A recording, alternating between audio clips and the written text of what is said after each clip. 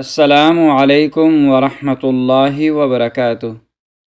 زما محترم و عزتمندو، نن به موږ یو داسې نعمت په باره کې خبره وکړو چې اکثر خلک هغه نظر انداز کوي. دا یو داسې عمل دی چې صرف انسان د شپې بیچینی نه ختموي، بلکې دته د دنیا او د آخرت خیرونو ذریعه د دپاره ګرځي. کله هم تاسو سره به داسې شوي وي چې د شپې تیاره وي یا نیمه شپه وي او اچانک ته ویښ شي، په کور کې مکمله خاموشي وي او کله د له خوب نه درځي اوړي راوړي او مکمل پریشانه. په دې عمل سره به دا ټولې پریشانیانې ختم شي. پیغمبر علیه الصلاة والسلام موږ ته یو ډیر آسان دعا ښودلې ده چې کله د شپې سترګې کولاوي شي نو غبراوېدلو ته ضرورت نشته او یریدلو ته ضرورت نشته، بلکې فوراً دغه څلور کلمات په ژبه باندې راوستل پکار دي. سبحان الله، الله پاک دی. الحمدلله، تمام تعریفونه الله لدی. لا اله الا الله، سوا د الله نه بل معبود برحق نشته. الله اکبر، الله د ټولو نه لوی دی. دا څلور کلمې دي، لیکن فضیلت د دې ډیر لوی دی. د دې نه بعد بیا دا درې کلمات ووایه: اللهم اغفر لی، اے الله ما معاف کا، ورحمنی، په ما باندې رحم وکا، ورزقنی، او ما ته رزق راکا. لیکن محترم تاسو به دا سوچ کوئ چې دا څومره وړې کلمې دي، دا به موږ ته څه فایده راکړي. نو راځئ چې یو حدیث واورو.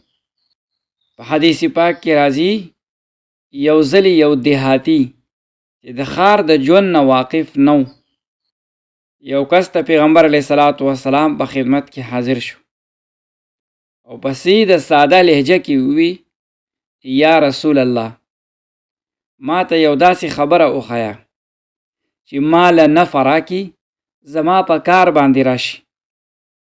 پیغمبر علیه الصلاة والسلام ورته همدغه څلور کلمات وښول: سبحان الله، الحمد لله، لا اله الا الله، والله اکبر.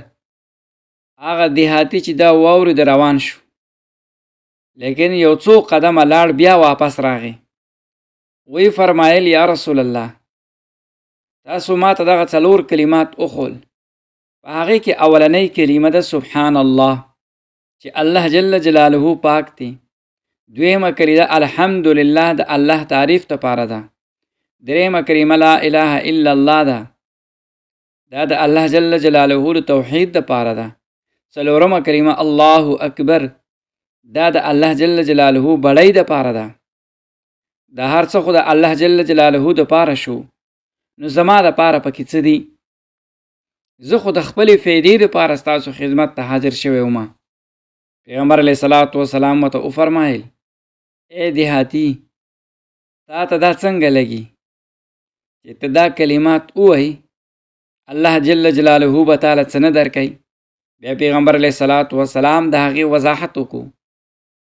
ورته یې ووایي چې ته کله ووایې سبحان الله، الله جل جلاله فرمایي: صدقته، ای زما بنده، تا رښتیا ووایي.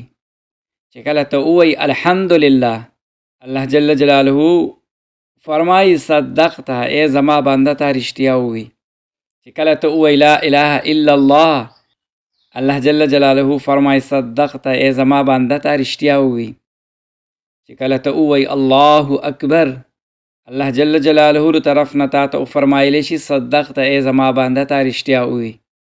چې کله ته ووایې اللهم اغفر لی، الله جل جلاله فرمایي: قد فعلته، ما ته معاف کړی، ځه ته ما معاف کړي.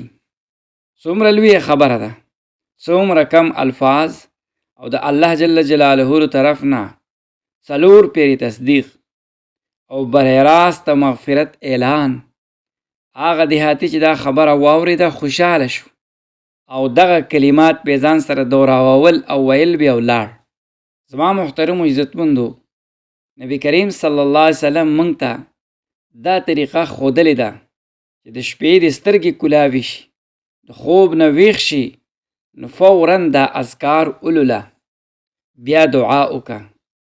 دعا په وخت کې خدا خیال ساتل پکار دی چې اول ځان د پاره د مغفرت دعا وغواړه، بیا د خپل والدینو د پاره د رحمت او د مغفرت دعا وغواړه، بیا د خپل اولاد د پاره د حفاظت او د نیکی دعا وغواړه، بیا د خپل رشتہ دارانو د پاره د برکت دعا وغواړه، بیا د خپل متعلقینو د پاره دوستانو گاونډیانو د پاره دعا وغواړه، او د هغې نه وروسته د عام مسلمانان امت مسلمه لپاره د مغفرت دعا وغواړه.